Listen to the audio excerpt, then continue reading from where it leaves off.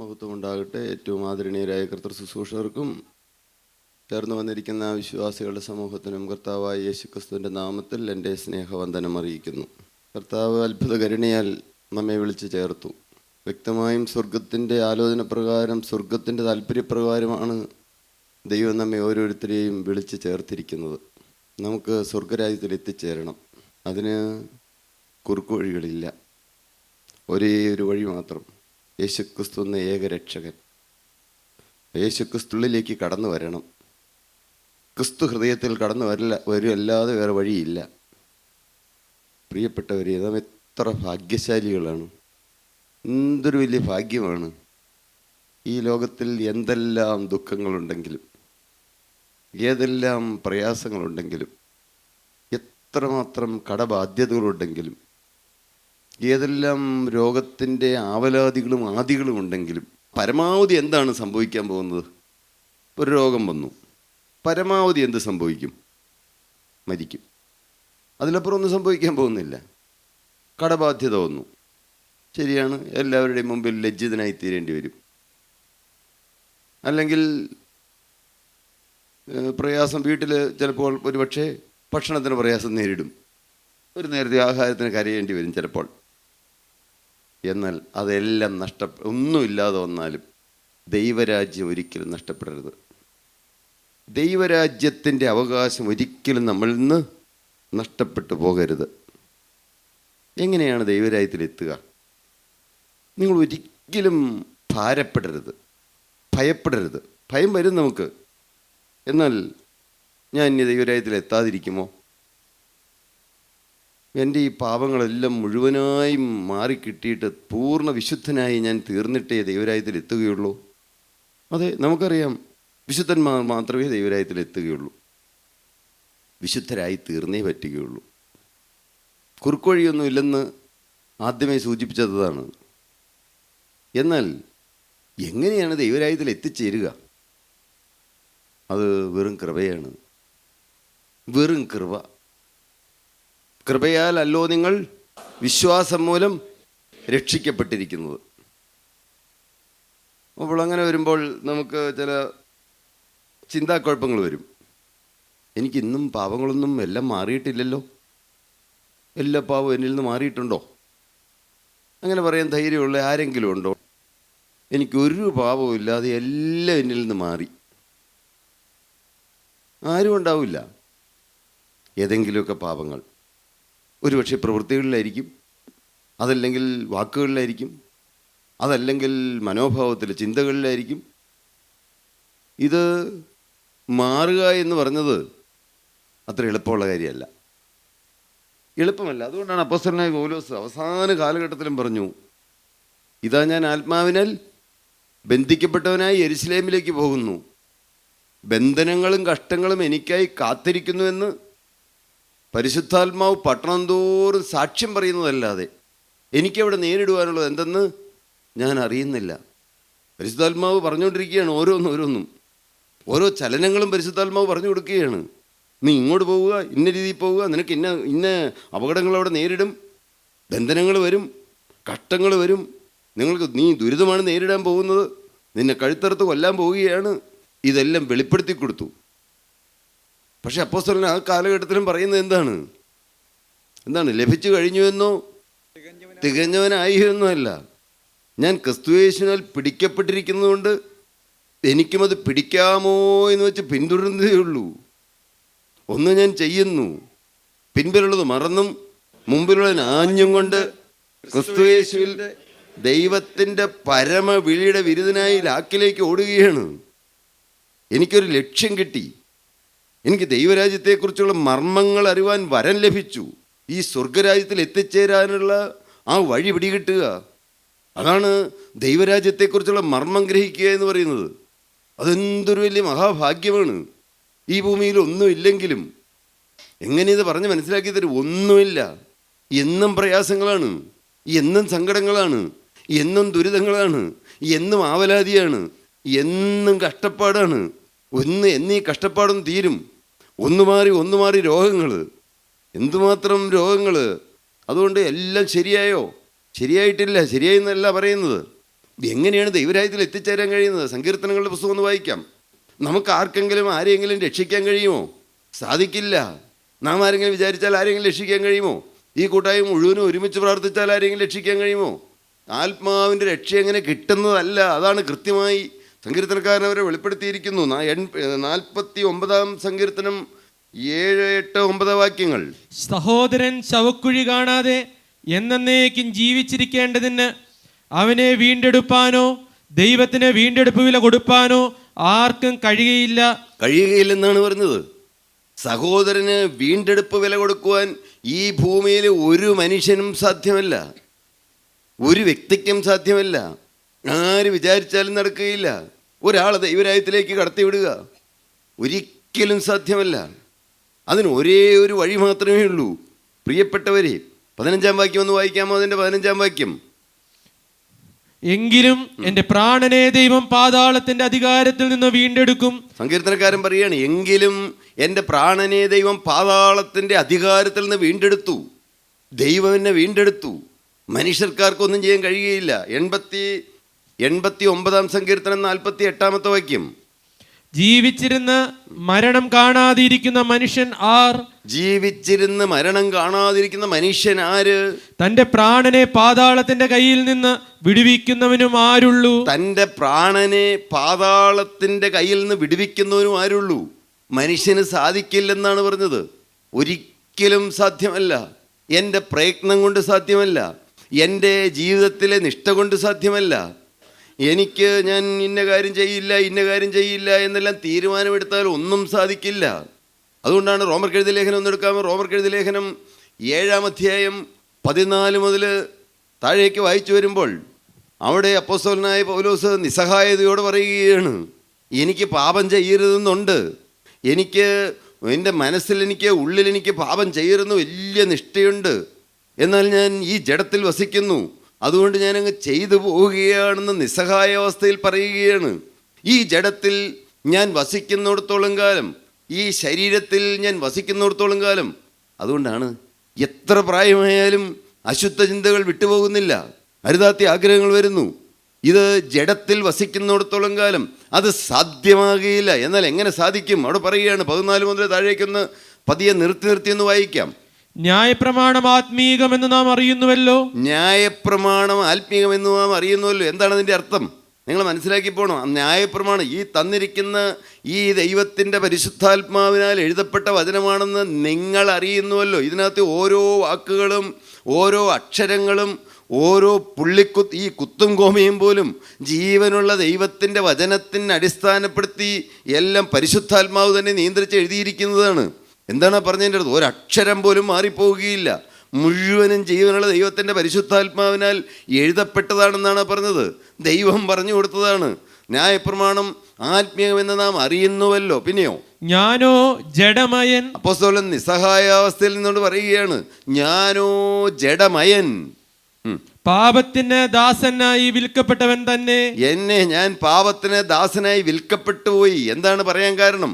നിങ്ങൾ ഒരിക്കലും ഏതെങ്കിലും ഒരു ചെറിയ ഒരു പാപം വന്നു, അല്ലെങ്കിൽ ഏതെങ്കിലും ഒരു ചിന്തയിലൊരു തെറ്റ് വന്നു, അല്ല ഇനി പ്രവൃത്തിയിലൊരു തെറ്റ് വന്നു, ഒരിക്കലും നിരാശപ്പെടരുത്, ഒരിക്കലും നിങ്ങൾ ഭയപ്പെടരുത്, ഒരിക്കലും നിങ്ങൾ ഭാരപ്പെടരുത്, നിങ്ങൾ ആവലാതിപ്പെട്ടിരിക്കരുത്. അയ്യോ ഇനി എനിക്ക് രക്ഷയില്ല, അയ്യോ ഇനി ഞാൻ എങ്ങനെ രക്ഷപ്പെടും, ഞാനെന്നാ തീരുമാനം എടുത്തതല്ലേ, അയ്യോ എനിക്ക് പിന്നെയും വന്നല്ലോ. എന്താണ് പറഞ്ഞത്? ഞാനോ ജഡമയൻ. അപ്പോസ്തലൻ പറയുകയാണ്, ഞാനോ ജഡമയൻ, പാപത്തിന് ദാസനായി വിൽക്കപ്പെട്ടവൻ തന്നെ. എന്താണ് അതിൻ്റെ അർത്ഥം? എനിക്ക് പാപം മാത്രമേ ചെയ്യാൻ കഴിയുകയുള്ളൂ.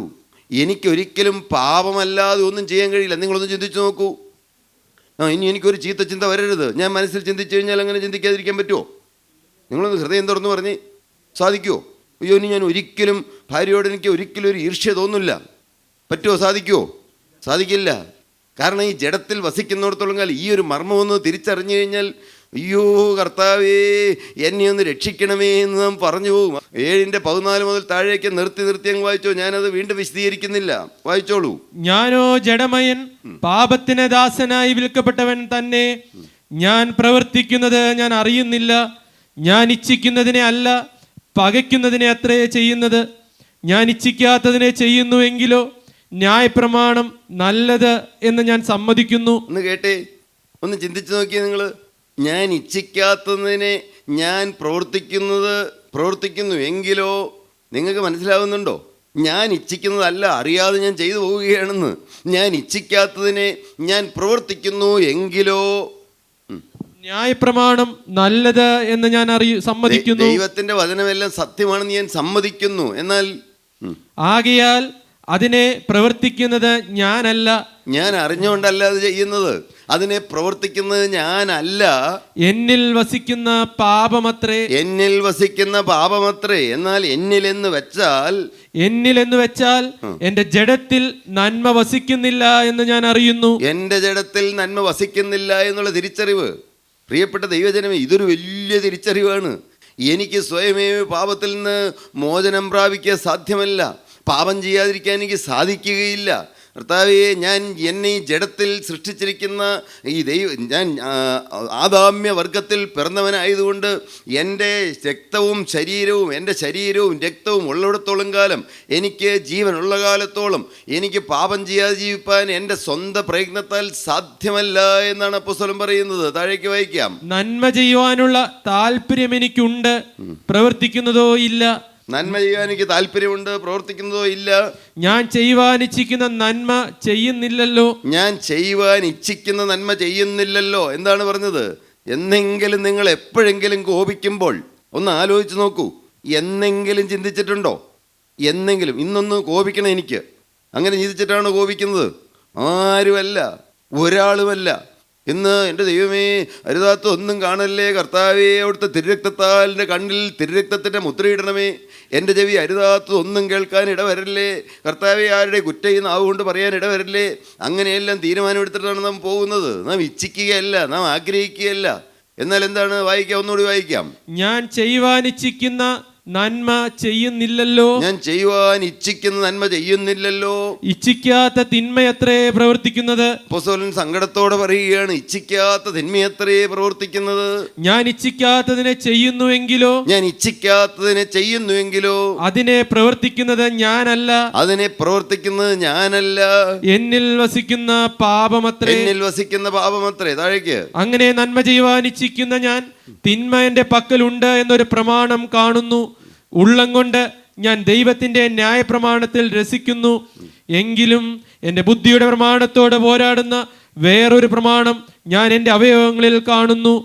അത് എൻ്റെ അവയവങ്ങളിലുള്ള പാപപ്രമാണത്തിന് എന്നെ ബദ്ധനാക്കി കളയുന്നു.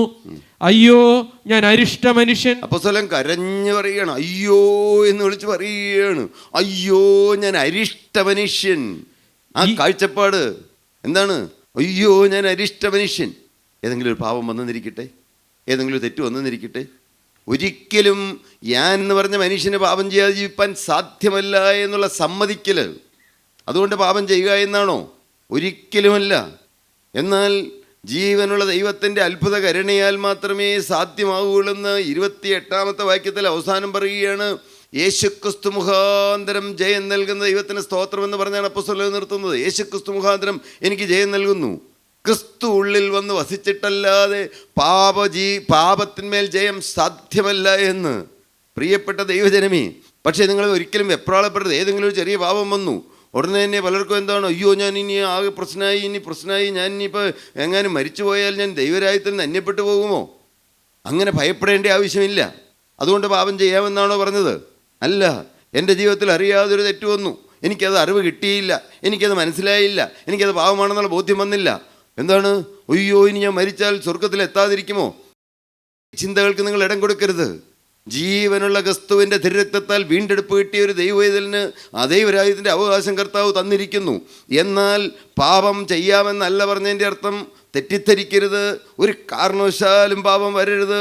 എന്നാൽ അറിയാതെ ഒരു പാപം വന്നുപോയെങ്കിൽ അയ്യോ ഇനി ഞാൻ കൃപയിൽ നിന്ന് വീണുപോയോ എന്നോർത്ത് നിങ്ങൾ വെപ്രാളപ്പെടേണ്ട ആവശ്യമില്ല. ഒരിക്കലും ഭയപ്പെടേണ്ട ആവശ്യമില്ല. ഞാൻ സ്വർഗ്ഗരാജ്യത്തിൽ എത്തുകയില്ല എന്നുള്ള ചിന്ത നിങ്ങളുടെ മനസ്സിൽ പിശാചാണ് തരുന്നത്. അപ്പോൾ തന്നെ നിങ്ങൾ എന്ത് ചെയ്തുകൊള്ളണം?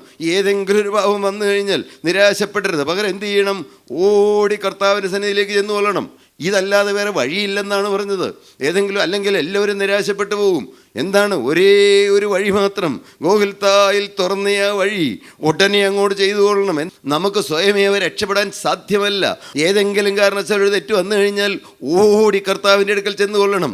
അല്ലാതെ അവിടെ വെച്ചോണ്ടിരിക്കരുത്. ഇനി മനഃപൂർവ്വം ഒരു തെറ്റ് വന്നെന്നിരിക്കട്ടെ, പാപം ചെയ്യാനുള്ള ലൈസൻസ് തരികയാണെന്നല്ല പറഞ്ഞത്.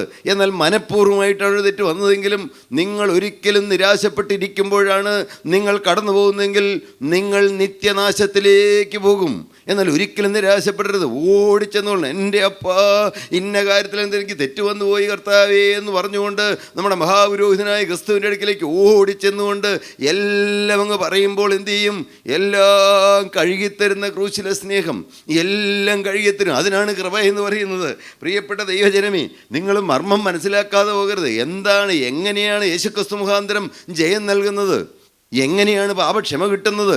എങ്ങനെയാണ് സ്വർഗ്ഗരാജ്യത്തിൻ്റെ അവകാശം കിട്ടുന്നത്? കുറുക്ക് വഴികളില്ല പ്രിയപ്പെട്ട ദൈവജനമേ. ദൈവത്തിനൊരു പദ്ധതിയുണ്ട്. ദൈവം ഉണ്ടാക്കി വെച്ച പദ്ധതിയാണ് രക്തം ചൊരിഞ്ഞിട്ടല്ലാതെ വിമോചനമില്ല. രക്തം ചൊരിഞ്ഞിട്ടല്ലാതെ വിമോചനമില്ല. രക്തം ചൊരിഞ്ഞേ പറ്റുകയുള്ളൂ. അത് ദൈവിക പ്രമാണമാണ്. അതാണ് ദൈവം പഴയ നിയമകാലത്ത് എന്ത് ചെയ്തു? ഒരു പാപം, ജോൺ എന്ന് പറഞ്ഞ മനുഷ്യനൊരു പാപം ചെയ്തു. പാപം ചെയ്താൽ എന്താണ്? പാപം ചെയ്താൽ അന്ന് വഴിപാട് കഴിച്ചാൽ മതി. ഞാൻ ഉടനെ ഒരാടിനെയായിട്ട് പുരോഹിതൻ്റെ അടുത്തേക്ക് ചെല്ലണം. എന്നിട്ടോ പുരോഹിതൻ ആ ആടിൻ്റെ മേൽ എൻ്റെ പാപം മുഴുവൻ അങ്ങ് ചുമത്തും. എന്നിട്ട് ആ ആടിനെ കഴുത്തറുത്ത് കൊല്ലും. എന്നിട്ട് അതിനെ യാഗമായി ആ യാഗമായി ദൈവസന്നിധിയിലേക്ക് സൗരഭ്യവാസനയായി ചെല്ലും. മനസ്സിലാകുന്നുണ്ടോ പ്രിയപ്പെട്ട ദൈവജനമേ? ഒരു അതുകൊണ്ടാണ് പറഞ്ഞത് പഴയ നിയമകാലത്ത് എന്താണ്? നാം ഒരു തെറ്റ് ചെയ്താൽ, അന്നത്തെ കാലത്തൊരു തെറ്റ് ചെയ്ത് കഴിഞ്ഞാൽ എന്തു ചെയ്യും? ആടിൻ്റെ മേൽ അല്ലെങ്കിൽ കാളയുടെ മേൽ അല്ലെങ്കിൽ ഒന്നും വശമില്ലാത്തവരാണെങ്കിൽ ഒരു പ്രാവിൻ കുഞ്ഞിനെയെങ്കിലും മേടിച്ചോണ്ട് ചെല്ലണം. അതാണ് ദൈവിക നിയമം. ഇതെന്തുകൊണ്ടാണ് അങ്ങനെ ദൈവം നിയമം വെച്ചത്? അത് ചിന്തിച്ച് നമ്മുടെ ഈ പൊട്ടബുദ്ധി കൊണ്ട് ചിന്തിച്ചാൽ നമുക്കറിയാമോ ദൈവം ആരാണെന്ന്? ഈ ഭൂമിയെയും ഭൂമണ്ഡലത്തെയും നിർമ്മിച്ച ദൈവം, സർവശക്തനായ ദൈവം, ഈ എല്ലാം കണ്ടുകൊണ്ടിരിക്കുന്ന ദൈവം, എല്ലാറ്റിൻ്റെയും ഉടയവനായ ദൈവം, ഈ ദൈവം ആരാണ്? ഈ ദൈവം തൻ്റെ പദ്ധതിയിൽ അങ്ങനെ പ്ലാൻ ചെയ്ത് എന്തുകൊണ്ടാണ്? നാം ചിന്തിക്കേണ്ട ആവശ്യമില്ല. അത് ദൈവിക പ്രമാണമാണ്. രക്തം ചൊരിഞ്ഞിട്ടല്ലാതെ വിമോചനമില്ല. എന്നാൽ അതിനൊന്നും പാപങ്ങളെ മുഴുവൻ മനുഷ്യൻ്റെ ഉള്ളിൽ നിന്ന് മാറ്റാൻ കഴിയുകയില്ല എന്നുള്ള സത്യം ദൈവമേ തിരിച്ചറിയാനിടയായി. അതാണ് പുതിയ നിയമകാലത്ത് യേശുക്രിസ്തുവിൻ്റെ രക്തം ചൊരിഞ്ഞിട്ടല്ലാതെ വിമോചനമില്ല. എബ്രായ ലേഖനം 9:22 അത്. രക്തം ചൊരിഞ്ഞിട്ടല്ലാതെ വിമോചനമില്ല. നിങ്ങളതൊന്ന് കണ്ണടച്ചെന്ന് വിശ്വസിക്കണം. എന്താണ്? എൻ്റെ യേശു എനിക്ക് വേണ്ടി മരിച്ചു, രക്തം ചൊരിഞ്ഞിട്ടല്ലാതെ വിമോചനമില്ല. അതുകൊണ്ടാണ് അപ്പോസ്തലനായ പൗലോസ് എഫേസ്യർക്ക് എഴുതിയ ലേഖനത്തിൽ 1-ാം അധ്യായം 7-ാം വാക്യം ഒന്ന് വായിക്കാം. 1:7. അവനിൽ നമുക്ക് അവൻ്റെ രക്തത്താൽ അതിക്രമങ്ങളുടെ മോചനമെന്ന വീണ്ടെടുപ്പ് ഉണ്ട്. ഒരിക്കലുമല്ലാതെ സഹോദരനെ രക്ഷിക്കാൻ നമുക്ക് കഴിയുകയില്ല. ആരെയെങ്കിലും രക്ഷിക്കാൻ നമുക്ക് കഴിയുകയില്ല. ഇത് വെറും കൃപയാൽ കിട്ടുന്നതാണ്. അത് കൃപയ്ക്ക് എന്താണ് കാരണം? എന്താണ് അവനിൽ നമുക്ക് അവൻ്റെ രക്തത്താൽ ക്രിസ്തു യേശുവിലെ വീണ്ടെടുപ്പ് മൂലം മോചനം ലഭിക്കണമെങ്കിൽ ഒറ്റയ്ക്കൊരു കാര്യം മാത്രം ചെയ്താൽ മതി. എന്താണ് ചെയ്യേണ്ടത്? വേറെ ഒരു പരിപാടിയും ചെയ്യല്ല. യേശു എനിക്ക് വേണ്ടി മരിച്ചു എന്ന് വിശ്വസിക്കണമെന്ന് തീത്തോസ് 3:5 വായിക്കുന്ന എന്താണ്? തീത്തോസ് 3:5 അത് തന്നെയാണ് പറയുന്നത്. അവൻ നമ്മെ തീത്തോസ് 3:5 വായിക്കാം. അവൻ നമ്മെ നാം ചെയ്ത നീതി പ്രവൃത്തികളല്ല. കേൾക്കൂ പ്രിയപ്പെട്ടവരെ, ഒരു നീതി പ്രവൃത്തികൾ കൊണ്ടും ഒരു മനുഷ്യനും ദൈവരാജ്യത്തിലെത്തുകയില്ല. ഏതെല്ലാം പുണ്യപ്രവൃത്തി ചെയ്താലും ഒരിക്കലും ദൈവരാജ്യത്തിലെത്തുകയില്ല. അവൻ നമ്മെ നാം ചെയ്ത നീതി പ്രവൃത്തികൾ നിമിത്തമല്ല, പിന്നെയോ തന്റെ കരുണപ്രകാരമത്രേ രക്ഷിച്ചത്. തന്റെ കരുണപ്രകാരമത്രേ രക്ഷിച്ചത്. ഞാൻ ക്രിസ്ത്യാനിയായിട്ട് ജനിച്ചു, എന്ത് പുണ്യം, എന്ത് പ്രയോജനം? ഞാൻ എങ്ങനെ ജീവിച്ച മനുഷ്യനായിരുന്നു എന്ന് നിരാശപ്പെട്ട് ഞാൻ പലപ്പോഴും ഞെട്ടലോടെ ഓർക്കാറുണ്ട്. പലപ്പോഴും ഞാൻ ചിലപ്പോഴെല്ലാം ഈ നടന്നു പോകുന്ന വഴിക്ക് ജടകളെല്ലാം ഇങ്ങനെ നിറയെ ബാധിച്ച് ചിലരെല്ലാം പിടിച്ച് അവരെ കുളിപ്പിക്കും അവതരിപ്പിക്കുകയും പരിപാടിയെല്ലാം ചെയ്യാൻ വേണ്ടിയിട്ട് ഇങ്ങനെ മുഴുവൻ ഇങ്ങനെ ജട പിടിച്ച് ഇത്രയും മുടിയൊക്കെ നീണ്ട് ആണുങ്ങൾ മുടിയൊക്കെ നീണ്ട് കീറിപ്പറിഞ്ഞ പന്ന വസ്ത്രവും ധരിച്ച് ഇങ്ങനെ നടന്നു പോകുന്ന കാണുമ്പോൾ ഇടയ്ക്ക് ഞാൻ വിതുമ്പാറുണ്ട്. കാരണം എന്താണ്? ജീവനുള്ള യേശുക്രിസ്തു എന്നെ തേടി വന്നില്ലായിരുന്നെങ്കിൽ ഈ മനുഷ്യൻ എവിടെ ചെന്ന് എത്തുമായിരുന്നു? എൻ്റെ ദൈവമേ, ഓർക്കുമ്പോൾ എൻ്റെ ഹൃദയം നന്ദി കൊണ്ട് നിറഞ്ഞാണ് ഞാൻ ഓരോ നിമിഷവും ജീവിക്കുന്നത്. ജീവനുള്ള യേശുക്രിസ്തുവിനെ കണ്ടെത്താനിടയായി.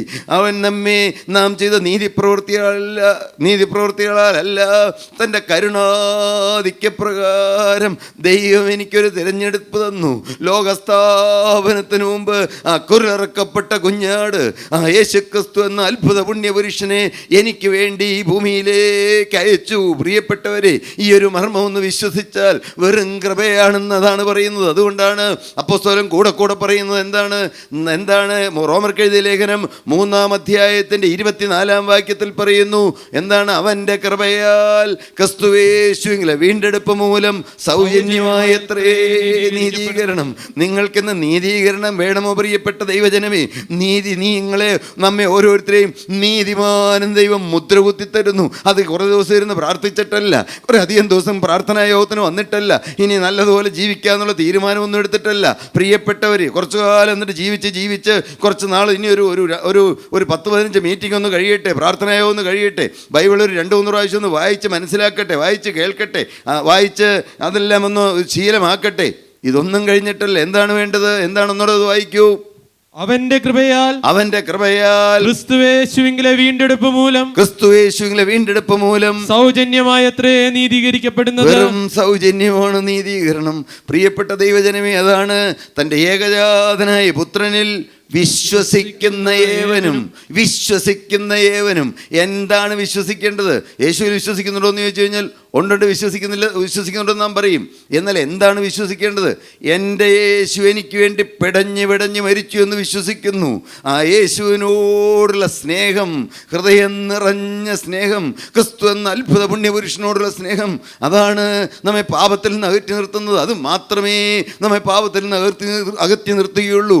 അപ്പന് മക്കളോട് കരുണ തോന്നുന്നതുപോലെ യഹോവയ്ക്ക് തൻ്റെ ഭക്തന്മാരോട് കരുണ തോന്നുന്നു. ഒരിക്കൽ ജീവിതം ക്രിസ്തുവിനായി വിട്ടുകൊടുത്തവർ, പാപത്തോട് എന്നേക്കുമായി യാത്ര പറഞ്ഞവർ, പിശാചിനോട് എന്നേക്കുമായി യാത്ര പറഞ്ഞവർ, വ്യക്തമായൊരു തീരുമാനമെടുത്തവർ, അവരുടെ ജീവിതത്തിൽ ഏതെങ്കിലും ഒരു കുറവ് വന്നാൽ, ഒരു പോരായ്മ വന്നാൽ അപ്പന് മക്കളോട് കരുണ തോന്നുന്നത് പോലെ എന്ത് ചെയ്യും?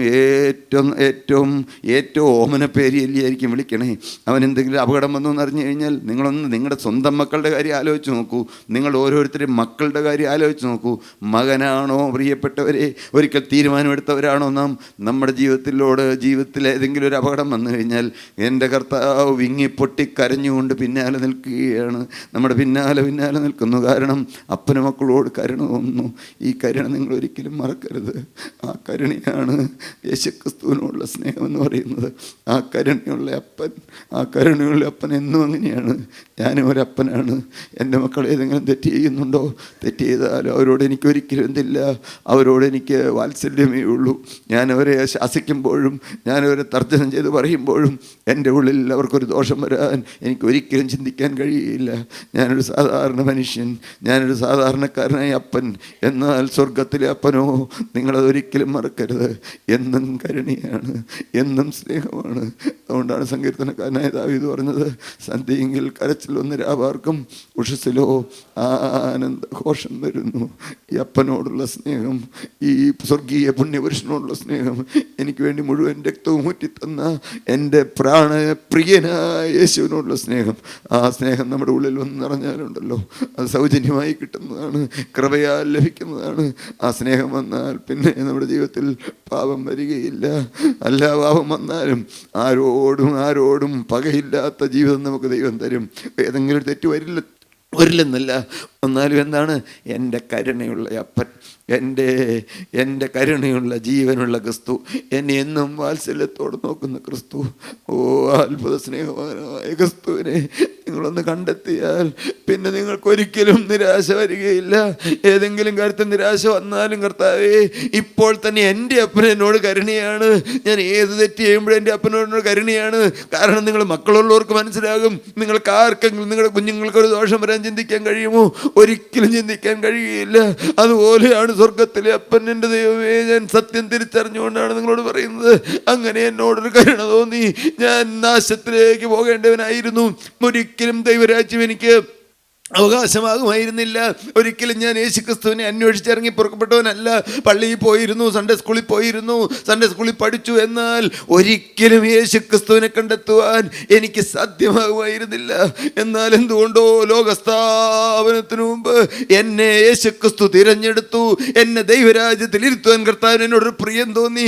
നിങ്ങളോട് ഞാൻ അങ്ങ് ആർത്തിയോടെ പറയട്ടെ, നിങ്ങളെ ദൈവം സ്നേഹിച്ചാണ് ഇവിടെ കൂട്ടിക്കൊണ്ട് വന്നിരിക്കുന്നത്.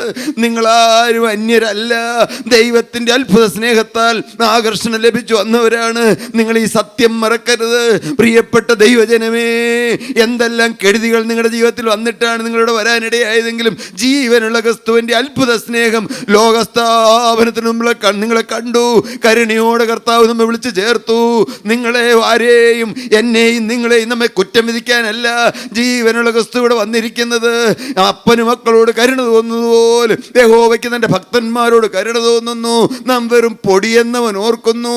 ആ കരുണാ സമുദ്രത്തെ നമ്മുടെ ജീവിതത്തിൽ ഏതെങ്കിലും പാപം കൊണ്ട് കലക്കുവാൻ കഴിയുകയില്ല. പ്രിയപ്പെട്ടവരെ, കരുണയുള്ള ക്രിസ്തുവിനെ മാത്രം നിങ്ങൾ കാണൂ. ആ രക്തം മുഴുവൻ ഊറ്റി തന്ന ക്രിസ്തുവിനെ മാത്രം കാണൂ. ആ യേശുവിൻ്റെ കാൽപാദത്തിലേക്ക് നിങ്ങൾ മുഴുവനും അങ്ങ് ജീവിതം അർപ്പിക്കൂ. തലകളെ വണക്കാ, യേശു വന്ന് നിൽക്കുകയാണ്.